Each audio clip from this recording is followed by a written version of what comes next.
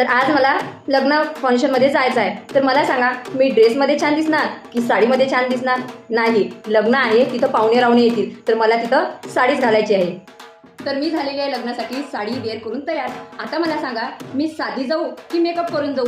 नाही, हे लग्न आहे त्याच्यामुळे मी मेकअप करून जाणार. असा मेकअप तर झालेला आहे. आता मला सांगा मी गोल्ड टिकली लावू की चंद्रकोर टिकली लावू? मी तर दोन्ही पण टिकल्या लावणार, कारण मला दोन्ही पण आवडतात.